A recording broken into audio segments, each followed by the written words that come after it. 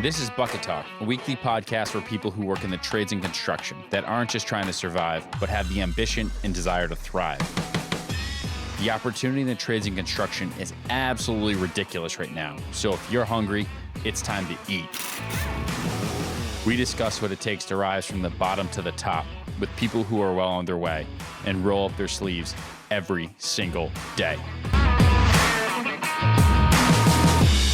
All right, we're here with Daniel Preston of Preston Hardscape Designs. Welcome, Daniel. Hey, thank you so much for having me, Jeremy. This is an awesome opportunity. No problem. It's been a long time. You've been with us for a while, and super pumped to get to know more about you, your story, and how you came to be. So I'm stoked for this episode. Yeah, no, thank you so much. It's wild to be here. It's cool to be even affiliated with a brand like BRUNT.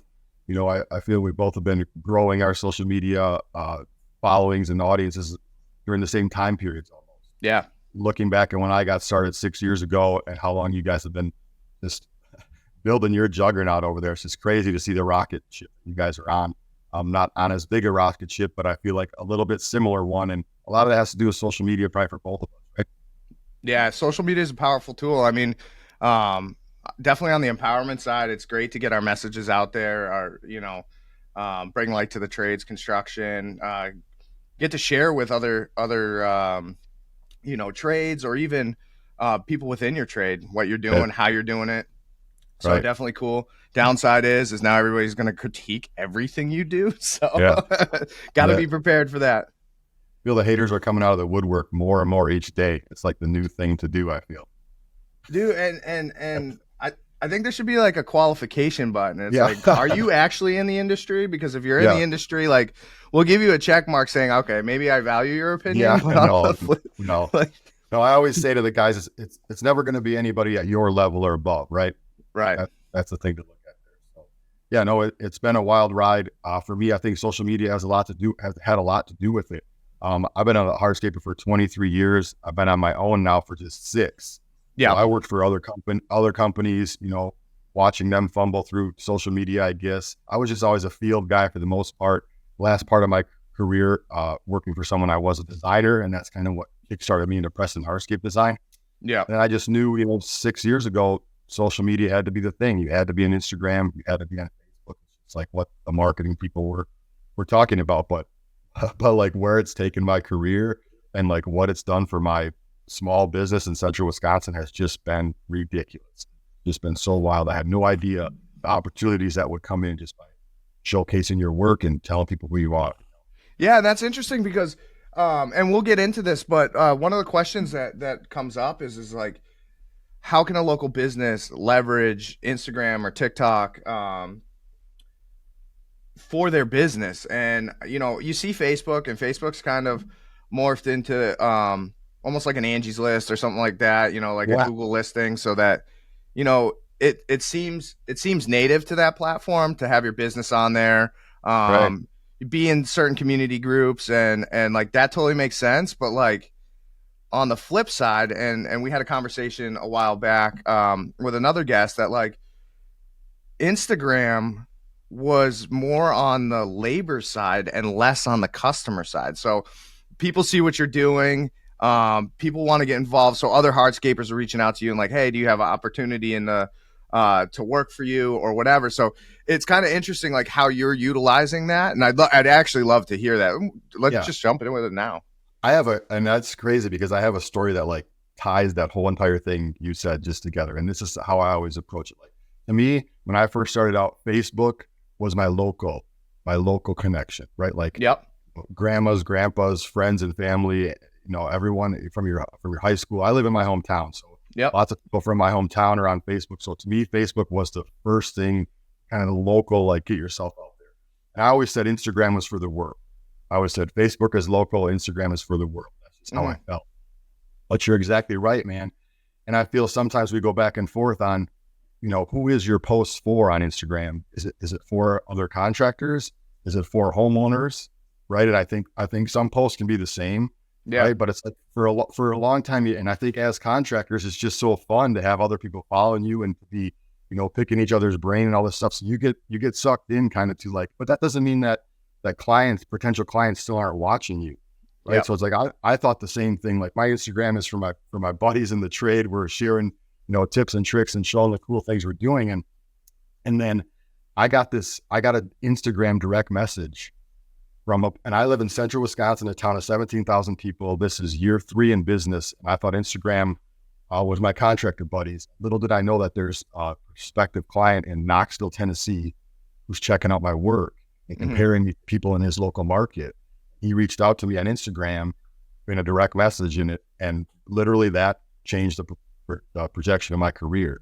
Because I went down to Knoxville, Tennessee. I did the biggest project of my life on this property. It was a 3-phase project. I spent my 3 winters down there because in Wisconsin we get shut down. So I always tell people, you never know who's watching your Instagram, right? Yeah. That's the bottom line.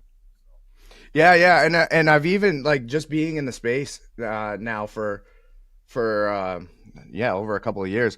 It's interesting to see now that other creators are cross collaborating, and so it's funny. You might get somebody from New England who's really good with like Cape Ann granite or what have you, and they're like, hey, A, I have a resource to get this material, or B, I'd love to come out and visit you, see what you do, but on the flip side, show you how to work with granite a little bit more or what have you. So I mean, there's definitely a huge opportunity there with social media and contractors. Yeah, and just like you said, it's not only for getting your prospective clients. Like I don't run a large crew, and when I went down to Knoxville, the guys who helped me were guys who were following me on Instagram. It's crazy. Like they were in my DM saying, I see you're in my hometown. Can I come and visit your job site? I've been following your work. And I said, yeah, you can, and bring your tools too. And guys worked with me down there. And then I went down for phase 3, the helicopter pad. I sourced those same guys, and I just went back to Nashville for a project. And it's just cool now. I can reach out to people in your Instagram network. Yeah. That's like how I've been operating lately. It's really trying to build a big network. And then with my hardscape mentor program, we can get into that a little bit later, but that's kind of the next step here where I'm getting back to the industry and trying to bring up all these young new hardscapers. That's awesome. That's awesome. So we skipped right over it. Obviously we get into what we like. Give a little background, pre, business explosion versus social media. I'd love to see where you started, why you started, and then what led you to that moment where then it propelled your business into new avenues. Yeah, no, thank you so much. So my story is pretty much I dropped out of art school at age 20. Right out my whole life, all through grade school, high school, I was a graphic artist. I was drawing logos for local businesses, drawing logos, and 2-dimensional art was like my thing all growing up. So I found out college necessarily wasn't for me, and my first landscaping gig was when I was 20 years old. Basically thought I was punishing myself for not finishing college. I'm digging these holes, doing whatever. But what inspired me was the top guy at the company I was working for had a family of 5, and his wife didn't work. And I was like, well, maybe there is some future in this trade if that guy can make a living for himself. I feel like that's why I just kind of kept my head down with one thing. I was trained by that first company for 8 years. And then, so I never really had the confidence to go on my own. I was the number 1 foreman everywhere I went. Right? Then we moved across the state, number 1 foreman. They made me a construction manager. And then what really turned the tables was when this company could see I was the number 1 foreman, then I was managing a few crews, and I could ad lib in the field because of maybe my artistic ability along with my building knowledge, right? So then they asked if I wanted to be a designer. I wanted to come. Basically, to me, that was like going on the inside. I've been on the outside for 12 or 13 years. Now they're saying, come on the inside. So that's kind of when it went full circle for me. I learned pricing, and then like and then how to design and sell. Right? Want to help us design, which inevitably meant sales, which inevitably meant I know the numbers now. So I was a residential designer for a high-end landscape firm. And kind of my main focus was high-end residential design, and the main focus of this company was commercial maintenance. Yep. And I feel like that we just kept butting heads a little bit because it's two opposite ends of the spectrum. So I was doing a little bit of freelance design work, And I knew I needed a way out somehow. Like I would present the designs to people in their living room, sell the whole project. But then when I went to hand that off, I feel like the football was always fumbled. A lot of that had to do with I had 15 years of experience. I was drawing what I knew could be built. So it was just kind of like I was getting hung up, like handing off the design, playing the designer role, showing everybody how to build it. It's just like, well, my name, and then I got to collect the check. So my name might as well be on the side of the truck. Right. That's kind of how it came. So, and I got a big pool lead from an audio video contractor friend of mine. He said, hey, I know you do some freelance design work. You've been a designer now for 5 years. I'd like to give you this design of a friend of mine to just run on your own, maybe not through your business.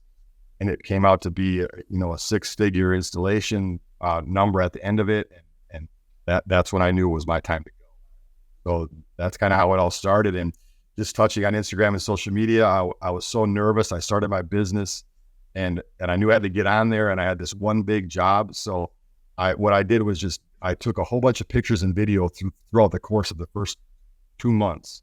Yeah. Because I always heard when you start posting on Facebook and Instagram that you have to keep posting. I'm like, that intimidated me. Like, what am I going to post the next day? What am I going to post the next day? Yeah. So I just built this huge queue or whatever, if you will.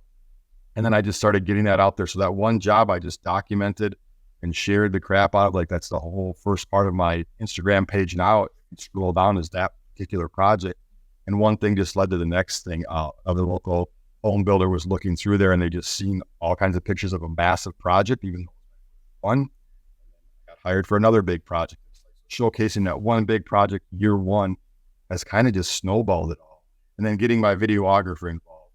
That's really what has taken it to the next level. Yeah. Is getting a videographer out there, following me around, showing the process, and then walking through the topic. That's like when the guy reached out to me from Knoxville, he mentioned my YouTube videos, video content. Nothing is lost in translation anymore. I mean, everyone's doing the trade. Yeah. There's so much trust now when they see the contractor working every day, right? And doing good work every day and bring it out there in front of one. So basically from landscape labor all the way up to designer, kind of got kicked out the door, if you will, because my focus wasn't the lead company. And then it was really scary, but the rest is history, I guess, man, for sure. Here I am talking to BRUNT. Yeah. So I kind of want to get into it because I feel like I don't know. There's a couple of trades out there that are pretty attainable when it comes to just like getting out there, learning, and then kind of scaling from there. But then there's like obviously crossing that chasm. But like painters, you could start a business just take on clients, and then all of a sudden now you have to structure and figure out a business, and landscape is the same way. Yeah, it's right. Like you get out there cutting lawns, and then you're buying more equipment, and then all of a sudden, but that jump to hardscape is kind of interesting because you can do, techno block patios and, square designs and stuff like that. But was it on the job training when it came to like the design work, or did you actually have to go to school and kind of learn how to use whatever software programs you do to design it? Kind of getting a little more of that. Yeah, for sure. And I think one thing you mentioned there was like the jump between landscaping and hardscaping. And I think one of the big variables there is the design. I mean, you could, landscapes, good landscape design with plants and shrubs and everything else should have visual too. But I really feel with the hardscape stuff, you need a visual presentation, which is the 3-dimensional design. Like I said, my background was drawing when I was a kid, and then I dropped out of art school. Then I was building stuff. So I was constantly looking at other people's designs. And my first designer I worked for, he had an accredited landscape architecture degree. He's the one who taught me how to draw curves and everything, just by always looking at his designs. So it's like I built other people's designs for years, and I knew how things had to go together. So when they invited me on the inside and I started to draw, I was drawing by hand, and then I would hand it off to the lead designer, and he'd put it into the software that I hadn't learned yet. But I guess I just had an artistic attribute, I guess. And it's like, as soon as I could like start to draw what I had been building, that's when it all came together. So then I was self-taught on SketchUp is the software that I use. Over the winter months, it's just YouTubing tutorials, fumbling through designs, getting to the point where I could give clients presentations. So when I worked for that other firm, I spent my winters, teaching myself 3D. So like I said, it's like, I didn't go on my own until like everyone gave me the tools along the way to go on my own. Right. Awesome. Yeah. Yeah. So that's interesting. So, yeah, I've met a few folks that actually went to college for, Yeah. landscape architecture, landscape design. And, they kind of started off in that field, but then they have to like self-teach a lot of the stuff, The like building, using equipment and the building actually, center.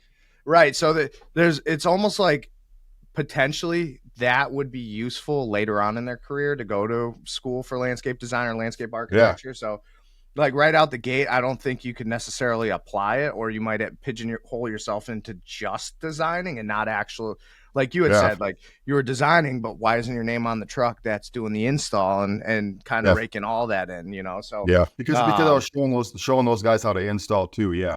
And I think to be a good designer, you have to have field experience. That's just my opinion.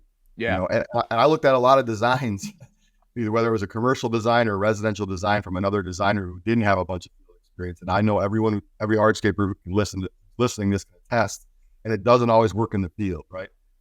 It doesn't always work in the field. So when you have the field experience, it gives you, better insight, more insight on how to design. So I'm going to get technical here. What is one of the hardest materials to work with? And that is kind of like a challenge for you. I know that they've somewhat made it easier for the industry by having like preformed blocks and people like it. And like, there's no, I shouldn't say that there's no artistic or like old masons and stuff like that used to be able to do a lot. And I see less and less of it nowadays. Yeah. What's your hardest material or your challenge in the industry that you want to kind of conquer? That's awesome that you asked that, because natural stone is my favorite thing to work with. Mm-hmm. And I feel like it's a challenge, which is why I like to work with it. So flagstone, like tight laid, 2-inch to 3-inch like flagstone to make surfaces out of. Mm-hmm. And I cut all that and piece it together. To me, that's super artistic. You have to be creative to come up with, that installation, in my opinion. And then natural boulder walls. So, and I think I'm trying to, I put that out there on my Instagram, and I feel like that is a little bit how I separate myself compared to the other guys. Is I am using precast products. I'm sponsored by Unilock. I put in blocks and bricks, but then it's stones and rocks, right? I always say bricks, blocks, stones, and rocks. Okay. That's what I put in, but I can get really creative when I throw natural stone in with the precast. And I feel like that's how I've been making a name for myself. Like just a smooth paver design, and then I throw an inlay of a rough texture of the flagstone in the middle of it. Right? I'm always scribing around boulders. So I love the challenge of working with natural stone, because when I pull something off with it and I look back at it, it's there for life. And with precast stuff, I feel like it's always going to break down, no matter the high quality of Teco block or Unilock, whatever. It will break down someday. Natural stone was here before us, and it'll be here after us, right? That's why I love working with it. But I feel it is a challenge, which is why a lot of guys don't have the patience to work. They really just grab a block and set it on top of the next one.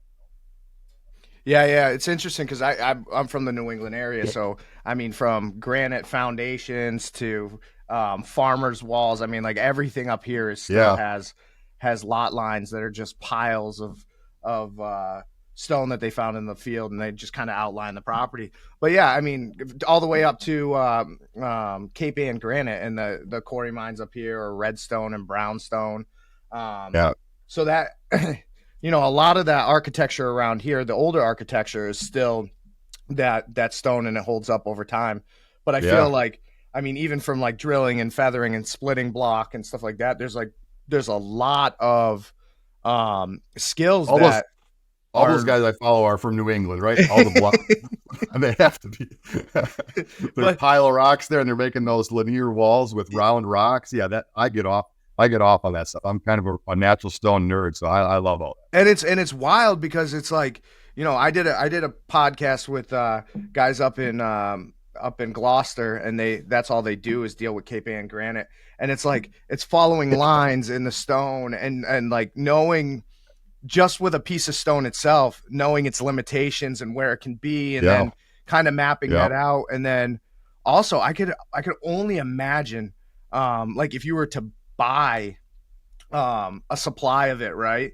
And then it gets delivered to your site, like how now you have to make all of it work. How much overage Yeah. do you have? I mean, it's got to be Yeah. like a Right. logistical nightmare.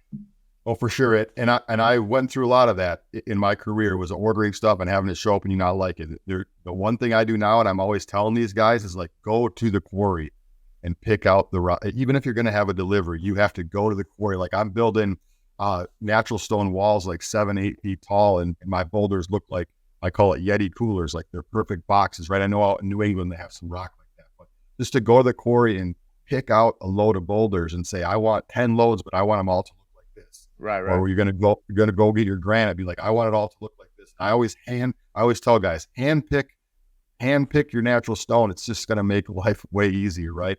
When you know what's coming in, and like sometimes I'll have a boulder that I picked out of 25 and I have it in my head. I remember I picked that one. I know it's on this semi somewhere. Spot. I'm gonna fill that.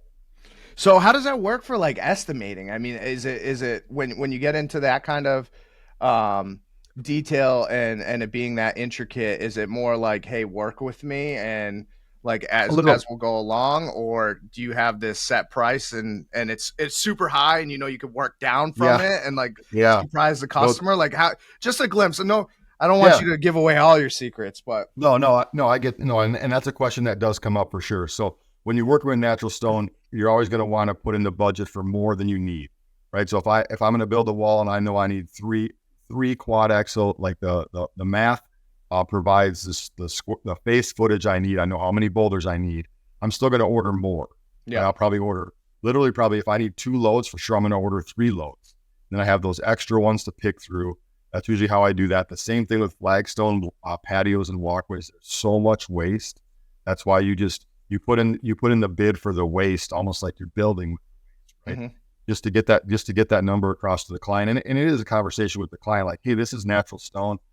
Really more with the boulder walls, because you don't know how those are going to go together. So you put a number on there, and then if things start to get crazy or the rocks aren't right, you might have a conversation with that homeowner. But it's a little bit of knowing your numbers, keeping it high, because it does take a lot of time. Yeah. And working with the right clients who want this natural stone, are willing to pay premium. So that's all well and good, but I want to hear you got to have a story of that Karen or that Ken or whatever that that it went sideways and how you kind of resolved it, or what was the outcome? Oh, you mean like with a bid or something? It doesn't matter. I mean, there's got to be one job that you just wish you could go back on and either do something right or just skip it altogether. Oh yeah. So I had this lady, I won't call her Karen, but pretty close. She ordered, and these are jobs. It's just crazy, the evolution of your career, right? And now it's like the jobs that I'm taking on and the jobs and this is, everyone could attest to this. The jobs you're saying yes to in the beginning are not the jobs you're saying yes to in the end, right? So this one I kind of went through was, this lady had, her husband was going to lay this 2 pounds of natural stone that she bought. But instead she talked me into laying these, this 2 pounds of natural stone that she bought.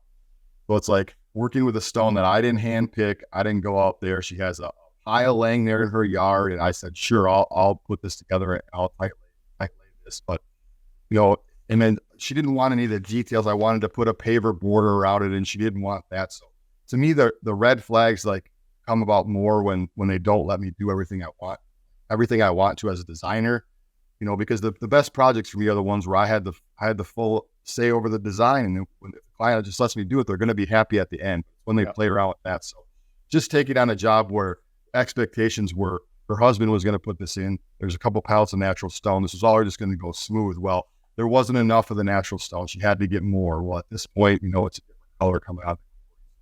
Just lots of nightmares in a little bitty job that I would never take again. And then the scheduling, like I told this lady, like I didn't really want to do, in my head, I'm like, I really want to do this job, but I love working with natural stone. It's really why I took it. And it's like year 2. So I'm like, I can showcase this. I can take some pictures of my natural stone, but it's just, now I never will work on a project where someone says, that's one less. And then as far as like these smaller jobs you really don't want to take, I'm glad now that my career has kind of evolved out of that. You know, the budgets are still there, but when the budgets are bigger, everyone just gets along better, I guess. Yeah. I mean, and there's something to be said about that too. It's like, and I've said this once or twice before, but the analogy that we used in the industry was you won't bring your own steak to a steakhouse and have them cook it. And a lot of customers were kind of taken back by it, but like, especially because like for me, auto parts was like readily available. You can go on any website, you can, Yeah. you know, we're charging 200 for say a starter, and you can find a starter on Rock Auto for like $15. And they're like, you know, and it created this like this distrust for No, the customer, the technician. They're like, your margins are way too high, blah blah blah. And it's like, if you want to do it and put it in yourself, like, go ahead. But there's also like, I feel like they turn off when it comes to that, because like when they're buying consumables or whatever, you know, you buy cheap toilet paper, well, you're gonna get Yeah. single ply rough sandpaper. Like, yeah, go right. out No, and buy it is. Charmin, right? No, Get right. that It is super roll, and Yeah. so like that equates to them, but it doesn't equate to things that they really don't want to pay for. So like unexpected right. costs, like auto repair, like their car broke Yeah, down. no. They don't have it budgeted. They don't want to Right. be dealing with this. Or they already have a bunch of natural stone, but I don't want to work with it. Yeah. So you know, it's the same thing. So Same thing. it's just wild that you know, it's a better overall product when one person or one company start to finish from, and it allows you to warranty, it allows you to work with Yeah. other vendors. I'm sure overages are kind of or waste, if you will, is kind of a nuisance, but it's good when you're with partners, because some of them will take it back, some of them could hook you up with resellers, or you use it, you roll it into a next job or what have you. So it's yeah, it's kind of interesting, and that in turn too can keep costs down for the customer as well. You know, Yeah. hey, I have X amount of inventory I need to get rid of, and Yeah. if you go with this, I can give you a really good product, but it might not be 100% what you want, but it'll be a fraction of the cost. Yeah. It's just so cool now. Like just, probably always going to reference social media. It's such a big part of my career, but how I've evolved, you know, how we, like these last two big projects I've did, like the clients aren't even picking out the materials. They you know, they're not even involved in that anymore, because they've seen so much of my work on social media. It's like, no, I'm going to pick the right materials for their house or the right materials for what they want. So just to build, and the only reason they know that is my huge portfolio on social media. Yeah. These guys who get away with, you know, without running on social media and selling their projects, I think it's harder for them to sell themselves and their projects. You know, I can go in someone's yard or house now, and they know exactly who I am. My face is on social media all the time. Everything I've built is on social media. Just comfortability, and then they're like, "Oh, you just go ahead and pick the products. You know, we know they're going to work out. You know, it's all over the internet." Yeah. And then working with suppliers, you know, like Unilock, like all these people in the industry, who help me get their name out there, right? And I help them get out there by selecting their products. Awesome. Hey, can you pull the microphone a little bit closer to you? For sure. There you go. So one of the things you did want to get into is the empowerment aspect, and you are going about unique way. I got into this because I saw a huge gap in the baby boomer generation to what's coming in now, and I didn't see there wasn't anybody in between. There's nobody out there to hire. Nobody wants to do these jobs. These jobs are good. Yes, you can find bad employers. You can find bad employers with anything, or not a right match on a trade. But yeah, I mean, just getting the message out there saying, hey, you know what? We're making good money. We're investing in our future, and give me a little more on what you're doing. As far as like my future plans, Yeah. So that's great that you brought that up. So my next venture is hardscapementor.com. Okay. So I just went over my career a little bit. It's just 23 years of learning the trade, fumbling through mistakes, you know, everything we just talked about, and working with this videographer was a big part of that as well. and then working with these young kids on Instagram who were in my direct messages, right? They really just inspired me that there is a younger generation out there, Mm-hmm. they're of hard workers, right? And I think BRUNT is seeing that in all industries, like some of the people who are ambassadors, guys are in their 20s, which is Mm-hmm. amazing, right? So when I meet a young, hungry kid who's in his 20s, or even a guy who's been cutting grass, like you said, and he wants to go to hardscaping and he's in his 40s, right? Back in the day when I grew up, no one was sharing any information. I'm old enough to say, like, our dads were not going around telling people how they built stuff. Literally trade secrets. That's where it comes from, is the trades. We would not give up our secrets. Sure. Yeah, exactly. Right. That coin phrase. And that's just so cool that pretty much went away. Yeah. With social media. Right. So Yep. everyone is showing people how to do this. So when I met all these young kids and I was working with this videographer who was basically following me around, documenting my processes, the evolution was, hardscape mentor, give back to these kids and show them how to build stuff. So there's a lot of mentorship programs out there telling you how to make money, how to scale your business to all these different levels. But my sole intent is just to have everybody building it. Right. So it's like, I've fumbled through it. I've learned my ways. I've networked with everybody in the industry. So just to give that back and kind of bridge that gap of where you want to be and what you're looking at and where you are now and what's in between there. And if you want to be a hardscaper, it's hardscapementor.com, which is a tutorial full of websites and then a private community that we're branding the herd. And what that is just we're one group of people moving in the same direction, and that's to level up. So it's really gaining momentum right now, and it's really inspiring to me to see people who are interested in the industry that I've given 23 years of my life to, right? So it's giving back my tips and tricks and just trying to level up the industry. I always say I'm not going to be the last one building crazy hardscapes out there. So I just want to see the trade evolve. Yeah, and what's cool is like there's two aspects of it. One, a lot of people in the trades are visual learners, right? You can give them lists, you can give them tasks, you can give them resources in text, and it just doesn't click until they see that visual aspect. And I think that's why we're all tradesmen, I feel. Right. So somebody who isn't immersed in that side starts seeing your stuff and starts visualizing themselves in that scenario and can see like, hey, you know what? And at first, I mean, what do they say? Like flattery or copying or mimicking is like a form of flattery. And I would assume that there's some people out there that are going to do exactly to a T what you put out there. Like you might see a Preston hardscape design walkway that was like visualized and conceptualized by you, but all of a sudden somebody else is duplicating it. That's a good thing. And then then they can start ideating on their own, and then level up. You're getting into a form of like pushing the industry, right? So now you got you got yourself who's pushing the industry in one space, another person who's could be a direct competitor, could be whatever, but you guys are in competition in a way, because now he's trying to level up, you're trying to level up, and then you just propel the industry into areas that like 100% people would have never even thought of. Yeah, no, right. 100%. That's exact. And that's thick. And I do see that, a little bit of influence, and it's like, brings a tear to my eye. If I can see someone out there trying to pull off what I did, or what's really bothering me now is these people who are taking things to the extreme and further than I did. I'm just like, maybe it's time for me to retire. These kids who are putting in these crazy cuts and doing these wild things that it's like, I didn't even think of that yet. But that's what I'm getting at is like, yeah, you could do one thing and say, hey, fuck it, I'm going to quit and retire.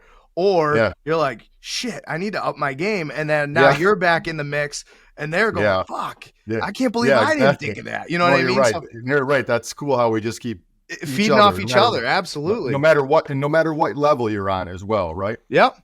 Yeah. I mean, some of the, I don't know. I guess when I was a kid, my boss always said, you're full of ideas and like every now and again one will stick, but like it's like compounding on that. It's like then it started to become multiple ideas, or to now you become a trusted advisor at that point in time. Like he after 15 years in the industry, he respected my opinion and we pretty much never disagreed on anything. But like when I first got into the industry, it was like I mean, they say there's no stupid questions or stupid. I still don't believe that. Yeah. I put out some Yeah. stupid shit. Yeah, right. Yeah. Yeah. Well, that's funny. Yeah. And if I can just touch on the hardscape mentor, and we talked about like schools and universities and Yep. going to college. So there isn't a lot out there for anyone who wants to be a hardscaper, Right. right? If you see that as your passion and you want to build stuff, to go to a university or a technical college, like there might be a landscape offering at that technical college, but that might touch on paving, but there's not a specific hardscape university or training thing, right? So I had a kid from Atlanta, Georgia, reach out to me who was looking. He was 18 years old, and he was looking to go to a hardscape university, but he couldn't find anyone. His dad wanted to send him to college. He's a landscaper now, and he knows he wants to build outdoor living spaces. So he reached out to me on social media and said, "I see you have your hardscapementor.com and your training website, but I would like to work alongside my mentor." So I'm in the 18th week of an apprenticeship with this 18-year-old kid from Atlanta. He flew up here the first time, and now he drives up to Wisconsin from Atlanta, and he's training right next to me every single day in the field. And he's 19 years old. And it's like, if I would have done something like that when I was 19 years old with the motivation and the ambition that I'm going to go on my own sooner than I did at age 37, right? This kid is 19, and he's going to fast track his career. I will. And he took a chance. His dad took a chance, but we just haven't been having the time of our lives. And it's just giving back to the industry, and then it motivates me. So now I'm working harder on a daily basis. And then this kid is trying to bring up his level on a daily basis because he's working with me. Right. So it's been so fun, and it's just cool how the evolution of your career just goes, that, eventually you get to the point where you have to give back and you have to start training those younger generation. And I feel like that's the point that I'm at right. Well, and it's also interesting too, because a lot of people back in the day had left the trades or didn't promote the trades because it was not an environment that was forgiving, right? Whether it was safety, whether it was just the overall danger of the job, the toll it would take on your body, or even just the level of leadership or lack thereof, right? It was a very militaristic industry, right? And what's cool and working with people on the job and mentoring them, you're now teaching a 19-year-old through your actions and the way you handle your crew and stuff, and you're kind of inlaying that into their brain to where now when they start their business, they're not going to be that person that's out there yelling at their crew or having a high turnover rate. Because I went through all that, right? Yeah. Exactly. Right. So it's cool to pass on that information and that knowledge and that emotion and passion for it. I think that the trades are going to be set up pretty well in the, I don't know, next 10 or 20 years. And I think that, we'll get that balance again of blue collar and white collar workers and maybe we'll start seeing trades coming back into high schools and exactly. It'll be interesting. And social media and brands like BRUNT, I feel, are making the trades cool. Yeah. You know what I mean? Like, people are watching what you guys are doing and you're hyping up the trades, right? And you're making them cool. And I feel there's a guy like me in every trade too who's willing to give back to this younger generation and show them that the trades still can be cool. You can still make money. It's not militaristic, like you said. So I think we got to get that out there, that there's money to be made in the trades. Yes, it's hard work, but there's a bunch of people here to give back to you and train you. And I don't think that was the case. That there was a big gap there where that wasn't the case. And if the trades went down at all lately, they were going down then too, because that gap was missing, right? Just exactly like you said, there was a stigma on trades. I would like to think it's going in the other direction now. And correct. a lot of it is social media, right? I think the topic here, we're going to be on social media, but I think that's a lot of it, right? It's making the trades look cool again. Guys who are having fun in the trades and are passionate about their trades are showing that again, right? So it's like, that we're only going to help that cause. If I can give you a nugget in your mentor program that I was many as you want, well, that I was deficient on and still have a hard time with it to this day, is that financial savviness. Like I was in the military for 4+ years, active duty. And when I got discharged from the military, honorable, when I got out of the military, I didn't have a fucking cent to my name, right? So for 4 years, I made unbelievable money, but I drank it, I ate it, I Yeah. gambled it. You know what I mean? Yeah. And I think that, like, we go through 12 years of schooling and don't learn how to balance a budget, how to run a All right. business, how to, set aside money, like a third for me, a third for the business, a third for, Right. incidental, however you want to break it down. I think that should be next. Because what happens when a young kid gets a big chunk of change from Yeah. some sort of side job? They go and buy a Yeah. fucking ridiculous truck with Yeah. rims and, like, Yeah. Right. you know what No, I right. mean? It's just And teaching patience and that it will come. And it's so hard at a young age. These 18 and 19-year-olds, they want the truck that I drive now. yeah, It's like, well, it took me 43 years. Like, you know what I'm saying? It's like, yeah. yeah. I'm still paying that shit off too, by the way. Exactly. And I'm looking up at the other guy who's like, how do I get that truck? So Yeah. yeah, that's how it goes. Yeah. Well, it was that another old saying that, like, everybody wants to hop into an excavator and become an operator, right? But Yeah, nobody right. actually wants to grease the thing or learn how to maintenance it prior Yeah. to that. So, Yeah. young kids are eager to be operators, but what's going to set you up for success is understanding the entire operation Yes. prior to getting into that cab and operating. And yeah, I mean, it was the same with fucking welding. It was like, the welder would come in and spend 20 minutes welding, but it's all prep, grinding, you Yeah. name it. And so Yeah. when it comes to building a business or becoming a, top level person in the industry, there's a lot of foundation work that goes into it. Oh, 100%. And you don't behind the just- scenes, Yeah. 100% behind the scenes. That's interesting that you say that with the finances. That is one thing that we get into is, like, you can go build these cool and crazy projects, but if you're not making any money, you're not having any fun. And then what do you do with the money that when you do make it, right? And what levels, what years in business do you do certain things with those profits, I guess and to me, it's just networking with other guys and industry professionals to share what we're all doing, not necessarily what I'm directly doing. I like to know what, 10 of my peers are doing and then share all that information with these kids so they can kind of pick and choose their own way. Cause I also feel like there's not one route either, right? Like you said, I feel like we all might be handling our finances a little differently. So just to combine all that insight and give it back to them is part of that situation too. Yeah. I mean, it's wild because, like, it's down to payment, like chasing payment, and like when it's due.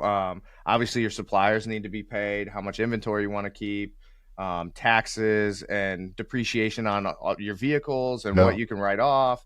And just like,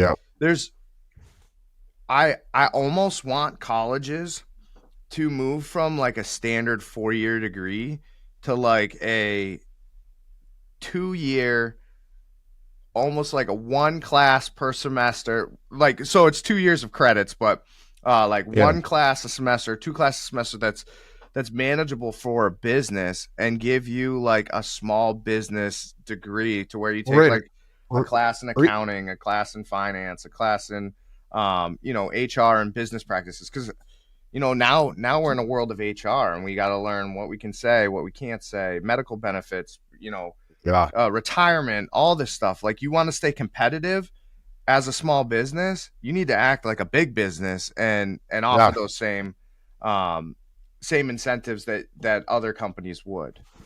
Yeah, for sure. Or just go before that, right? Go grade school, go high school. Right. Like, I'm old enough to say, like, when did we ever learn about starting your own business in school?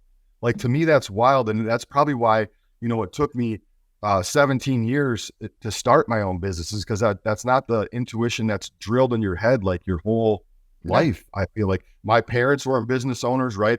My dad was a truck driver, so blue collar guy, right? And my mom stayed at home. Like, the things I knew were like, you had to find a job for the man, one that you kind of liked, and just ride it out. And I feel like, and you had to go to college to get that job, right? So some of these kids now, it's like, I think you could go buy a mini excavator and make $100,000 in your first summer. Yeah. It's like, no one's telling you that anywhere except for me just now, right? It's like throughout the course of all these professors and everyone we're talking to, no one ever says the entrepreneurship it to me is like lacking in the education system, Yeah. right? To be an entrepreneur, it's all just like teaching you how to follow these systems and go to college and get a job and everything else. So I've heard that there's less notice or pressure put on, like they're not looking at your college degree as much anymore as they're looking at you as a person. Yeah. Which inevitably, you know, that's like the evolution of society right now, is like, let's just figure out that person, right? Who cares, you know, what their background is, like, who are they as a person? But I love that you said that, like, when are we teaching the kids to go on their own, to be a business, to run a business, or even to work for like a small business, you know, and handle those finances. You're not taught about finances like we need to know either in school. So part of that is, part of that is part of the hardscape mentor thing is like, it took me 17 years to go on my own.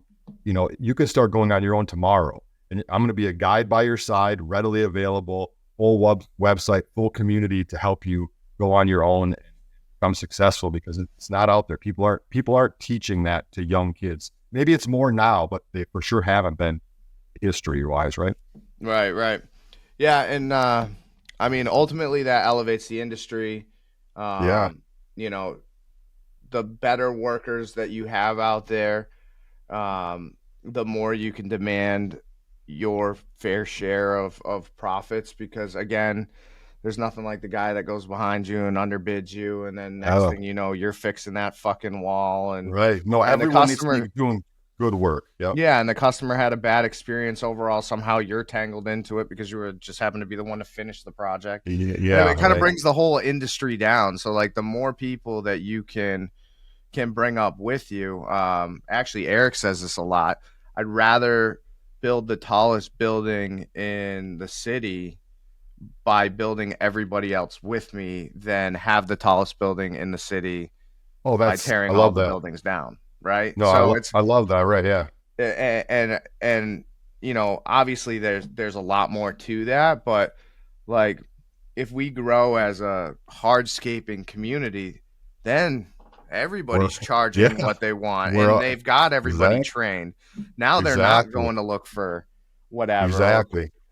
So anyway, I think it's cool. It's cool what you're doing. You're doing some awesome shit. We follow you on Instagram. So I appreciate it, man. It's a fun affiliation with you guys. That's a fact, man. Yeah. And I just want to give you credit for what BRUNT has done, like in the trades industry. Like, it's crazy how, you know, Eric can come in there and develop a brand that competes and is taking over the big dogs. Yeah. Like, to me, that is just so wild. And I think a lot of that is social media. You guys are like so boots on the ground, literally, if you will, right? You're out there with the people. You're doing things like this. You know, you're sharing your products with people so they can promote it. And I think that was like your guys's approach to the industry, I think obviously has what's led to your success. It's been really fun to watch, and I've been proud to be a part of it, just because like I feel you guys are on a rocket ship, and I'm kind of hanging on there with you guys. So it's so fun. Yeah, I mean, it's interesting for the people out there that haven't actually check out his founder story. It's pretty unique. He comes from a blue collar background. His family is blue collar. All his buddies from high school, who he's still in contact with today, are the named after the boots. So it's interesting because for him, this is passion. This is supporting a community that has supported him, and I think that there's a lot more personal than some of the other companies. And exactly. Again, everybody's to each their own. They're wearing what they like and what have you. But I just love when I'm in my little hometown here of 17,000 people in the Northwoods of Wisconsin, right? Yeah. And I can go into a gas station and I'll see a plumber or electrician wearing BRUNT boots. Hell yeah, like, brother. To me, that just blows my mind. That's so cool, right? The word got out there to this guy somehow, right? Yeah. So I love that. It was probably you. But you know, on top of, you know, all my industry peers wearing them, right? And every kid who comes into my program, like the apprentice I just told you, he's got BRUNT boots on his feet, right? Awesome. That was a gift. That was a gift to him when he went home the first time. That's amazing. So man. Awesome. I love it. Yeah, I mean, obviously we're out in the trade schools. We're supporting the community. The podcast is there for as a resource, as a guide. I mean, or just storytelling and interest. But Yeah, right. that being said, like pure passion for the industry. I wouldn't be here if I didn't love this brand. Right. I again come from the trades, so I've been in them all. I've worn them all. This one is inspiring and very Passion, right? I think that's a big key to everyone's success, right? right. I feel like that's what's taken me to whatever, and like Eric's story, and even you having the passion in the trade to work with Eric on this is passion, and the rest falls in place, right? Yeah. That's what I always say, for sure. Awesome. So this was awesome. It's great to get to know more about you and your industry and lay it all out there. Before you go, I know we touched on the Hardscape mentorship program. That being said, if anybody wants to pick your brain, get involved with what you're doing, collaborate, whatever, where can they find you and how can they contact you? Oh, that's awesome, man. So everyone needs to check out hardscapementor.com. That's going to give you a rundown of what we got going on in there. But if anyone wants to get in touch with me about anything, check out Preston Hardscape Design on Instagram. Send me a direct message on there, or Hardscape Mentor on Instagram. You can send me a direct message on there. That's where we do a lot of our communicating, but we're on every social platform. So Hardscape Mentor on YouTube, TikTok, Facebook, and the same with Preston Hardscape Design. But anyone who wants to get in touch with me, man, just give me a call. And then one more thing is there's a big trade show coming up in Louisville, Kentucky called Hardscape North America. Quick plug for them. I don't have any affiliation other than I'm going to be setting up my a trade show booth there and trying to gain some members there. So if anyone's going to Louisville, Kentucky in 4 weeks, that's also another way to connect with me. We'll have a Hardscape Mentor booth at the show. So. Hell yeah, brother. Well, thanks for being on. It was epic. No, thank you so much, Jeremy. This was super fun. I hope to talk to you again. How about that? Absolutely. And as a special thanks to our loyal listeners, we're giving $10 off your next purchase of $60 or more at BRUNTworkwear.com. Use discount code BucketTalk10. That's BucketTalk10.